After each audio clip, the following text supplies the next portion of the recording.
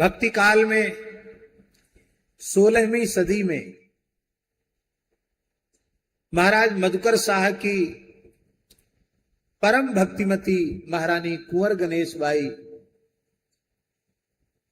उनकी भक्ति पर रीझ कर उनके प्रेम को स्वीकार करके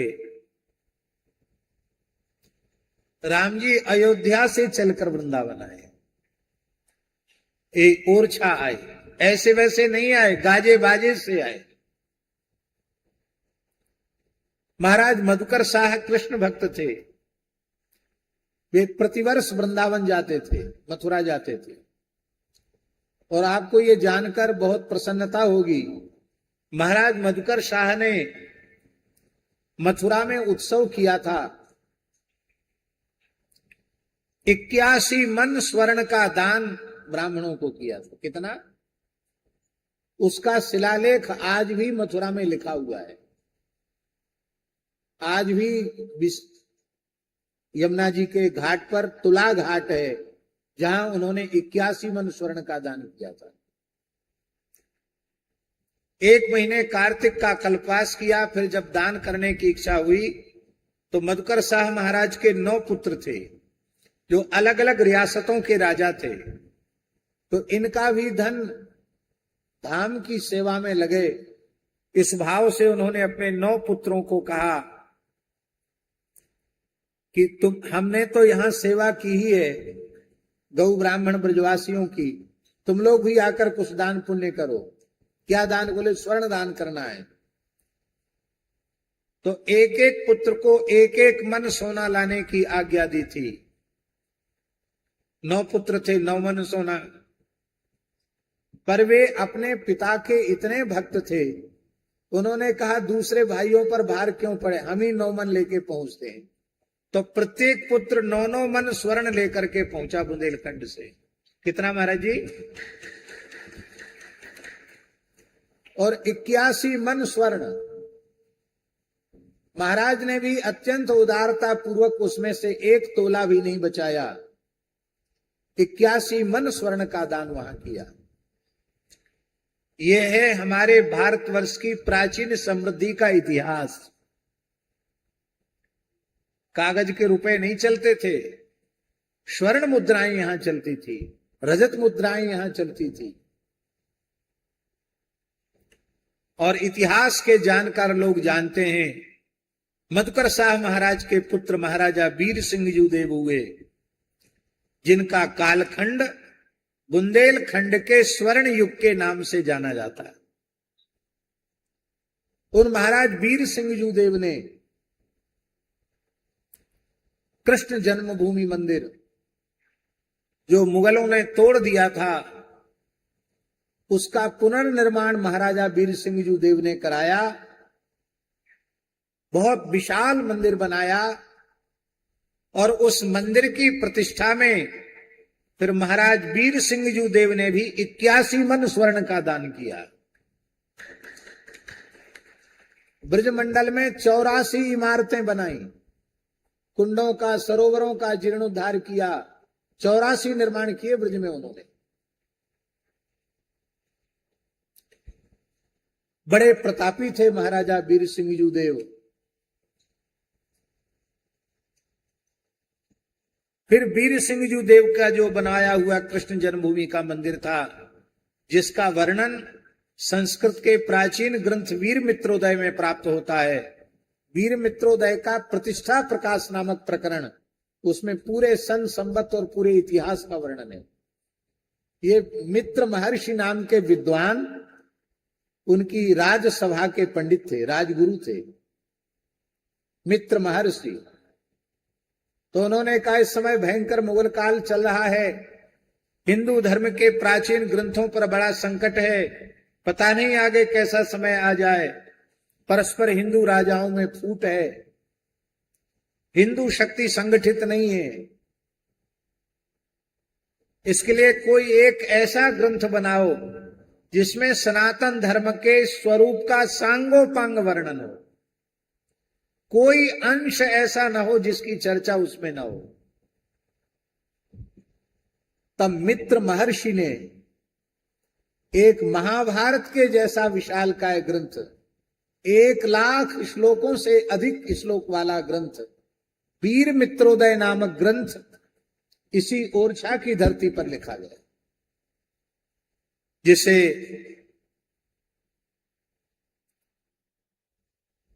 मानव संसाधन विकास मंत्री श्री मुरली मनोहर जोशी जी ने अपने, जब वे मानव संसाधन विकास मंत्री थे तब उन्होंने वीर मित्रोदय का भारत सरकार की ओर से प्रकाशन कराया।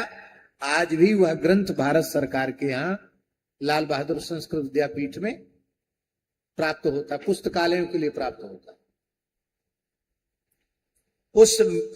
उस ग्रंथ में प्रतिष्ठा प्रकाश नामक प्रकरण में कैसे कृष्ण जन्मभूमि मंदिर की प्रतिष्ठा हुई थी उसका वर्णन मिलता है। बाद में औरंगजेब का समय आया तो वीर सिंह जी महाराज ने जो मंदिर बनाया था उसको फिर औरंगजेब ने तोड़ करके एक ईदगाह के रूप में परिणत किया और प्राचीन मंदिर की प्रतिमाओं को आगरा में जामा मस्जिद की सीढ़ियों में चिनवाया। आज भी वहां खोदने से मूर्तियां प्राप्त होंगी। आज भी मूर्तियों को उल्टा करके चिनवाया गया है सीढ़ियों में। अभी आंदोलन चल रहा है कि जैसे राम जन्मभूमि का दिव्य भव्य मंदिर बना है, ऐसे ही कृष्ण जन्मभूमि पर श्री कृष्ण लला का दिव्य भव्य मंदिर बने। उस संबंध में एक वहां के सुप्रसिद्ध अधिवक्ता हैं महेंद्र सिंह जी, उन्होंने हमसे कहा महाराज जी कोई पुराना प्रमाण दीजिए कि यहां मंदिर था तोड़कर ईदगाह बनाया गया। मंदिर था ये पुराना प्रमाण।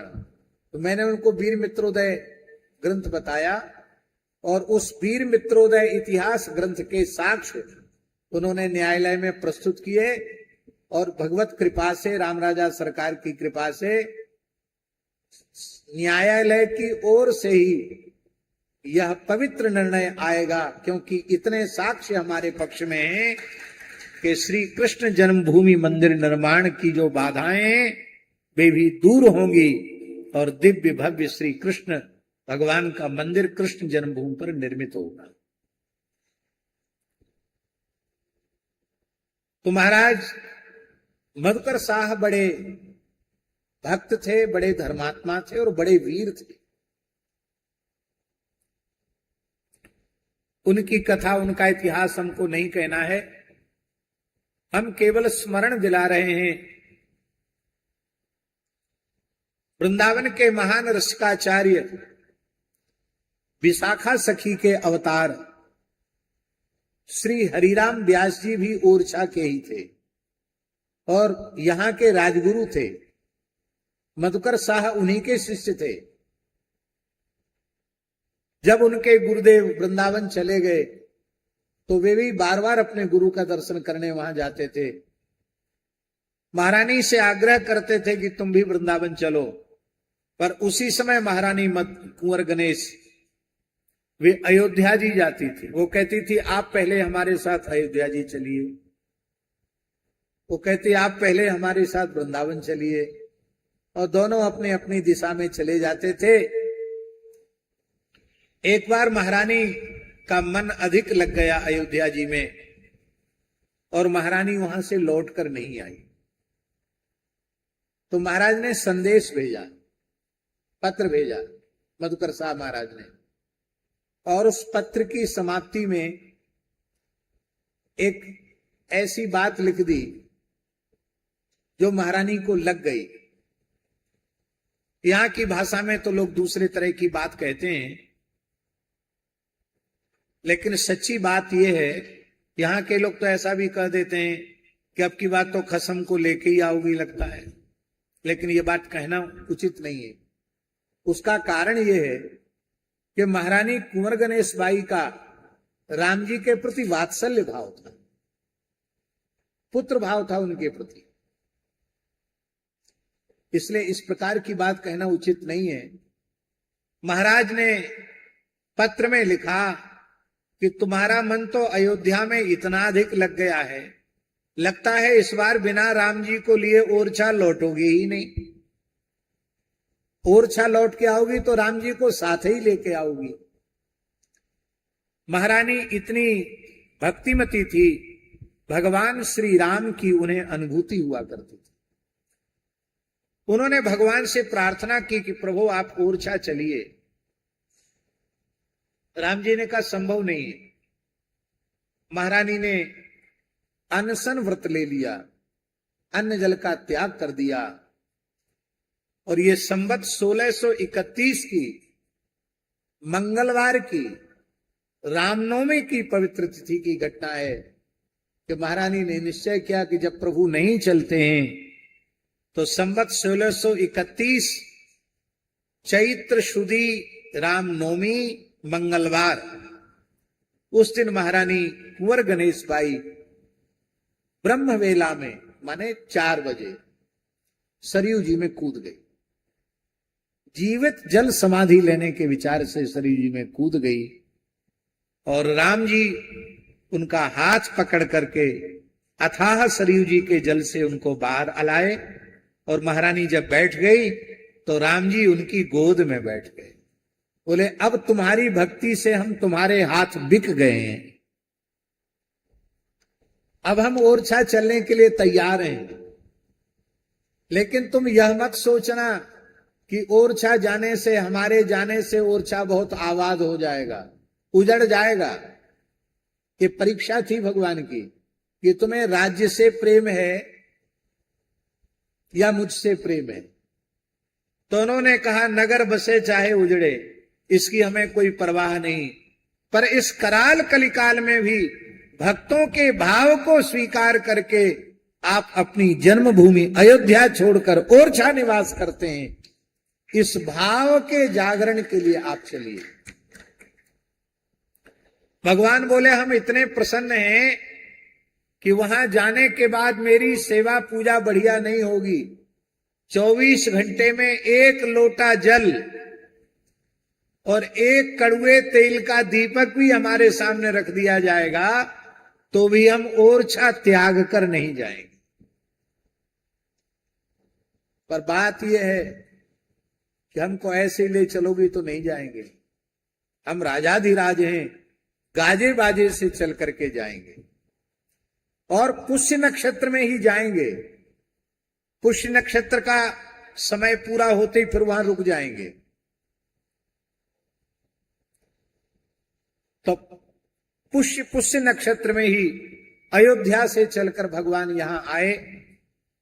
प्रत्येक महीने में 1.5 दिन के लिए पुष्य नक्षत्र आता है। भगवान महीना भर में 1.5 दिन चलते थे, बाकी वहीं विराजते थे। इसके पीछे रहस्य क्या था? इसके पीछे रहस्य ये था कि जहां भगवान 1.5 महीने तक विराजते थे वहां हजारों साधु संत, अयोध्या से 1000 संत राम जी के साथ चलकर महारानी के साथ आए थे। अनेक ब्राह्मण आए थे, ओरछा की प्रजा थी, हजारों लोगों के समूह के साथ चलते थे। तो जहां जहां भगवान विराजते वहां के लोग दर्शन करते और वे भी अनुभव करते कि एक महारानी की भक्ति पर आकृष्ट होकर भगवान स्वयं पैदल चल, भगवान पालकी में बैठ करके ओरछा तक जा रहे हैं।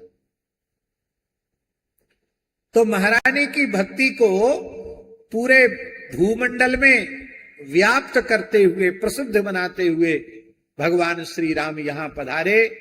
लगभग 13 महीना भगवान को यहां आने में लगा। तब तक ये मंदिर का निर्माण हुआ जो चतुर्भुज मंदिर है। महाराज को संदेश मिलती मंदिर निर्माण आरंभ हो गया। और जहां इस समय ओरछा गौशाला है वहां राम जी आए और वहां पुष्य नक्षत्र शुरू हो गया। तो पुष्य नक्षत्र पूरा हुआ, फिर भगवान को वहां 1.5 महीना विराजना था। तो जहां सुरभि गौशाला इस समय है, नकटा हनुमान जी, वहां श्री राम राजा सरकार जहां गौशाला है अपनी, वहां 1.5 महीना विराजे राम राजा सरकार। और उनकी अंगरक्षा में हनुमान जी ढाल तलवार लेकर के खड़े हैं। आज भी शिला में स्वयं प्रकट हनुमान जी हैं ढाल तलवार लिए हुए हनुमान जी महाराज विराजमान है। 1.5 महीने ठाकुर जी वहां बैठकर फिर जब पुष्य नक्षत्र आया तब वहां से चलकर यहां आए। जो वर्तमान में चतुर्भुज मंदिर है उसमें कुछ काम शेष था। राम जी महारानी के महल में विराज गए और बोले अब तो रानी के आग्रह पर हम महल में ही रहेंगे, वहां और कोई देवता विराजमान कर दो। तब चतुर्भुज भगवान को उस मंदिर में विराजमान किया। ऐसा यह पवित्र स्थल ओरछा राम राजा सरकार का पवित्र धाम हमारे पूज्य गुरुदेव श्री भक्तमाली जी महाराज का ओरछा धाम के प्रति बहुत लगाव था। सन 1943 में काशी में वे शास्त्री कक्षा तक पढ़ चुके थे। 1943 में शास्त्री पढ़ लिए थे, पर परीक्षा दिए बिना वहां से वैराग्य हुआ तो सब छोड़कर चल दिए। तो हम समझते हैं 1944-45 में महाराज ओरछा आए होंगे। देश परतंत्र था और महाराज काशी से चलकर विंध्याचल आए थे। 7 महीने विंध्याचल रहे, नित्य त्रिकोण की परिक्रमा और दुर्गा सप्तशती का नित्य पाठ, संपुटित पाठ। वहीं भगवती ने उन्हें आदेश दिया कि तुम ब्रज चले जाओ। चित्रकूट ओरछा होते हुए ब्रज जाने की भगवती की आज्ञा हुई। इसलिए महाराज जी का विंध्याचल के प्रति बहुत प्रेम था। बोले हमको तो भगवान की ओर भेजने वाली भगवती ही है। वहां से चलकर महाराज जी चित्रकूट आए। 7-8 महीने चित्रकूट निवास किया। चित्रकूट से चलकर पैदल पैदल ओरछा आए। बैसाख का महीना था, गर्मी होती है बैसाख में। बैसाख कृष्णा दशमी को महाराज पैदल चलते हुए यहां आए थे। मार्ग में 2 दिन कहीं प्रसाद की व्यवस्था नहीं हुई, 2 दिन के भूखे थे और वो तीसरा दिन था दशमी का। महाराज जी बोले चलो अच्छा है, उपवास हो गया। तो यहां थोड़ी सी भूख लगी थी, चिकनी मिट्टी खा करके बेतवती का जल पिया था। बोले कल एकादशी है, अच्छा हुआ कल का भी व्रत हो जाएगा, फिर देखेंगे। ऐसी तपस्या हमारे संतों ने की उस काल में। एकादशी की तिथि थी और महाराज जी यहीं विराजे थे, ये जहां हम लोग बैठे हैं। एकादशी तिथि पर महाराज जी बेतवा किनारे कहीं अत्यंत एकांत में किसी शिला पर बैठकर भजन कर रहे थे। उसी समय एक ब्राह्मण देवता पधारे। महाराज जी से बोले ब्रह्मचारी जी आप हमारे यहां चलकर एकादशी का फलाहार कर लीजिए। महाराज जी उस काल में ब्राह्मण के अतिरिक्त और किसी की भिक्षा नहीं लेते थे, इसलिए उन्होंने परिचय दिया कि मैं ब्राह्मण हूं, मेरा नाम पंडित राजाराम जी है और आप हमारे घर में एकादशी का फलाहार करें। तुम्हारे जी को ले गए, फलाहार कराया। महाराज जी फिर बेतरवती के किनारे आ गए। दूसरे दिन वे पंडित जी फिर पहुंच गए, राजाराम पंडित जी। बोले महाराज जो एकादशी का फलाहार करावे उसे द्वादशी का पारण भी कराना चाहिए, तभी पुण्य मिलता है। तो आप पारण करने आ जाओ। महाराज जी बोले चलो। अच्छे श्रद्धावान पंडित जी मिले, कल की भी व्यवस्था होगी, आज की भी व्यवस्था होगी। तो वहां प्रसाद पाया, पाकर के फिर बेतरवती किनारे आ गए। यहां लंका दहन हनुमान जी थे, यहां आ गए। मन में सोचने लगे कि भाई बड़े सरल ब्राह्मण, बड़े मृदुभाषी ब्राह्मण। तो उन पंडित जी से पूछे इस जंगल हमको बहुत अच्छा लगा है, राम राजा सरकार का दर्शन करके भी बहुत आनंद हुआ है। हम कुछ काल यहीं रहकर भजन करें तो यहाँ कोई ऐसी जगह है जहां हम कुछ महीने रह सकते हो? तो उन पंडित जी को खोजने के लिए चले। आप आज भी अनुभव करते हैं कि ओरछा बहुत बड़ा शहर नहीं है, आज भी गांव के जैसा ही है। आज भी ओरछा में आप एक चक्कर 2-3 घंटे में लगा सकते हैं। और महाराज जी ने पूरे ओरछा के कई चक्कर लगाए, घर घर जाकर पूछा, राजाराम पंडित जी का न घर मिला न पंडित जी मिले। तब उनको लगा कि ये कोई विलक्षण घटना है। भाई इतने छोटे गांव में एक एक दरवाजे पे जाके पूछते नहीं मिले। तब रात्रि का समय था, द्वादशी तिथि की बात है, और महाराज जी ने, गुरुदेव ने मंदिर के पुजारी जी से पूछा, राम राजा सरकार के, सरकार पंडित जी यहाँ कोई राजाराम पंडित जी नाम के पंडित जी हैं क्या? 2 दिन हमने उनके यहाँ प्रसाद पाई, एकादशी का फलाहार किया, द्वादशी को पारण भी किया, और खोजने से मिल नहीं रहे हैं। आपकी जानकारी में हो तो आप बताएं। तो उनके नेत्र सजल हो गए। बोले आज मध्याह्न में हम तनिक हमारी आंख लगी तो राम राजा सरकार ने मुझे स्वप्न में दर्शन दे करके कहा कि 2 दिन की सेवा तो मैंने कर दी है उनकी, एकादशी का फलाहार और द्वादशी का पारण। अब वे पूछने आवेंगे तुम्हारे पास तो उनकी मंदिर में ही व्यवस्था कर देना, उनको नित्य हमारा राजभोग और नित्य ब्यारू प्रसाद मिले। रोते हुए उन्होंने कहा कि आपके लिए तो भगवान की आज्ञा हुई है, आप यहीं विराजें। तो फिर महाराज जी 7 महीने राम राजा सरकार के मंदिर में ही रहे। उस समय रियासतों का विलय नहीं हुआ था। उस समय ओरछा में राम राजा सरकार का दर्शन करने संत आते थे, उनको मंदिर में ही आसन लगाने की जगह मिल जाती थी। महाराज जी बोले बिना सेवा किए हम यहां नहीं रह सकते। ये बात बहुत ध्यान दे करके सुनने समझने की है। साधकों को, संतों को विशेष रूप में स्वामी जी बात सुननी चाहिए।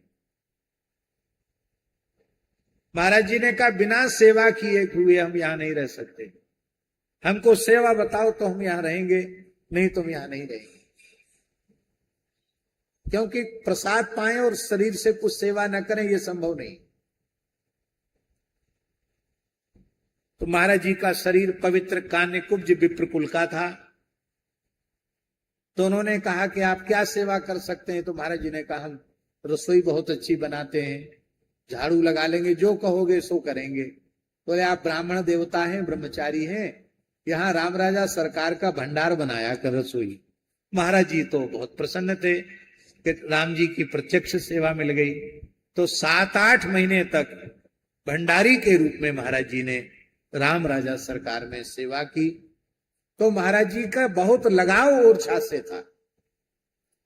जब जब बुंदेलखंड की यात्राएं होती थी तो पूज्य गुरुदेव ओरछा अवश्य पधारते थे। भगवत धाम प्रयाण के 5-6 महीने पहले भी महाराज जी यहां आए। अगहन मास में महाराज जी यहां आए, अगहन में। और अगहन, पूस, माघ, फागुन, चैत, बैसाख, जेठ मास में महाराज जी का ज्येष्ठ शुक्ल पंचमी को भगवत धाम चले गए। तो ठीक 6 महीने पहले भी महाराज जी यहां आए। और उसके पहले महाराज जी ने कहा कि देखो ओरछा में होटल बहुत बन रहे हैं,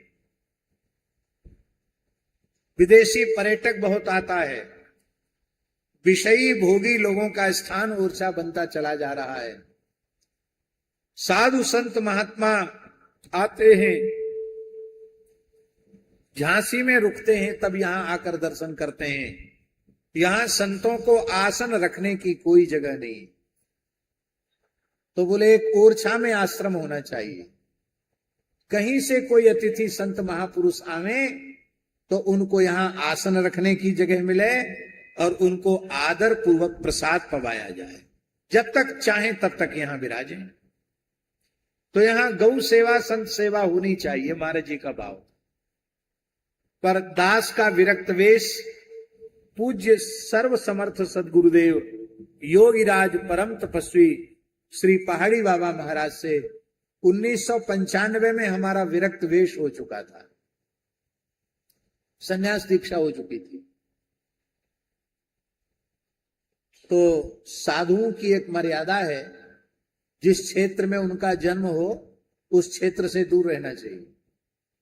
तुलसी तहां न जाइए जहां जन्म को ठाव, ज्ञान ध्यान पूछे नहीं धरे पुरानो नाव।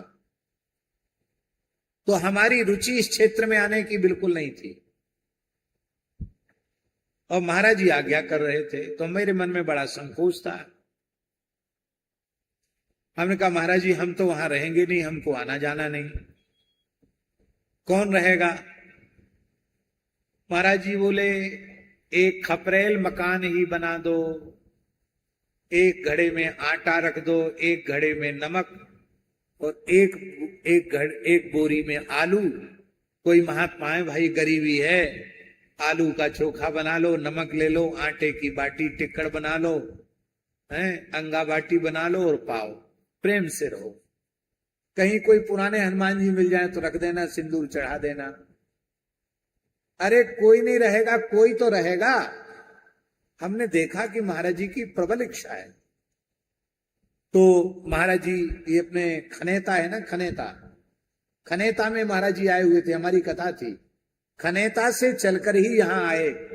अगहन कृष्ण पक्ष की बात है, सन 2006 की बात।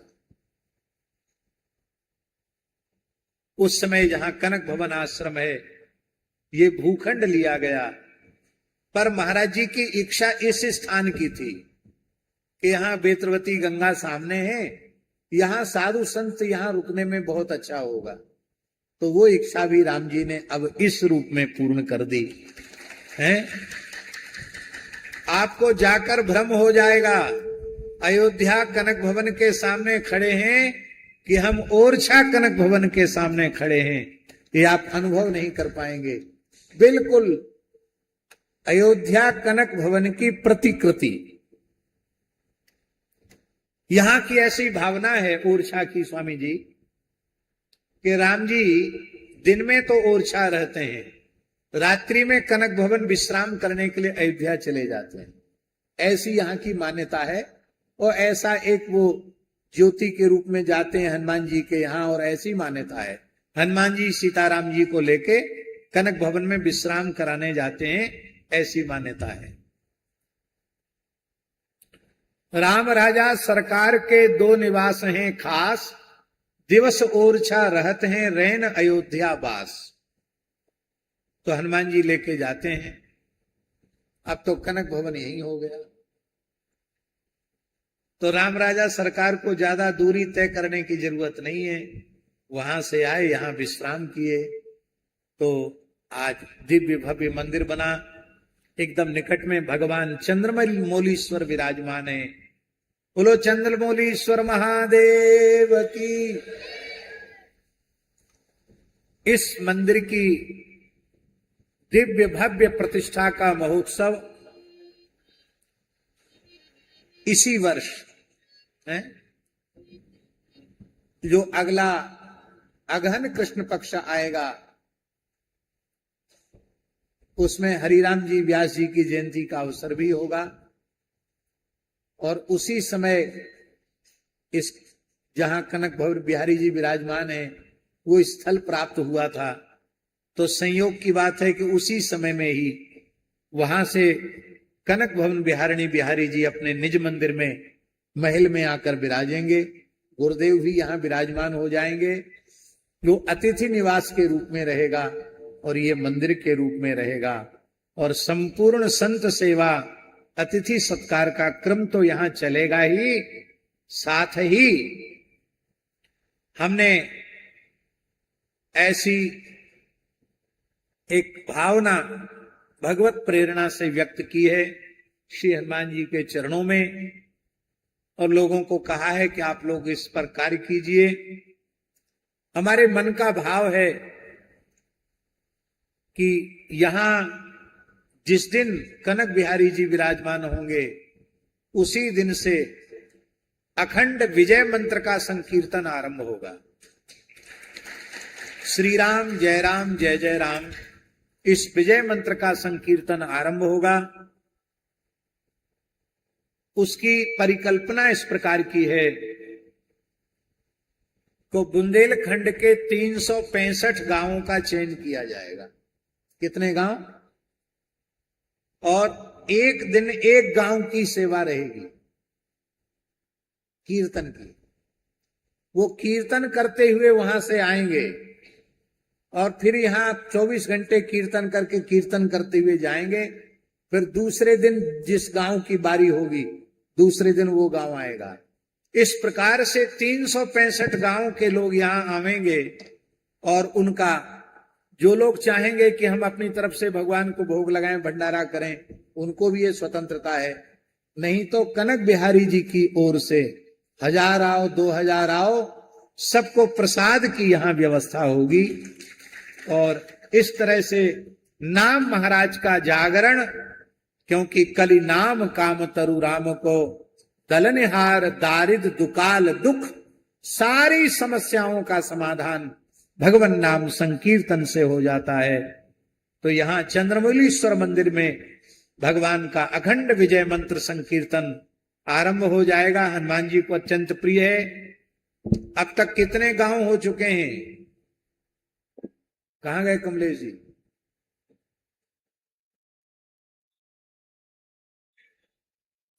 डेढ़ 150 गांव हो गए हैं। उन गांव के लोगों की भी एक बैठक इस बीच में बुला लेना, सबका समय और सबका लिखना शुरू कर दिया जाए, सबको समय दे दिया जाए, तारीख तिथि दे दी जाए। और अब ज्यादा समय नहीं है। भादों की पूर्णिमा के पहले पहले तक 365 गांव निश्चित हो जाने चाहिए। अब उसके लिए आप कितना समय निकालते हैं? आप सब लोगों को जिम्मेवारी दी जा रही है। कोई अकेले मिश्रा जी, गंगेले जी और कमलेश जी को नहीं, सबको जिम्मेवारी दी जा रही है। जितने हो चुके हैं उसके अतिरिक्त आप लोग अपना अपना नाम लिखाइए। इस माध्यम से घरों में संस्कारों का जागरण होगा।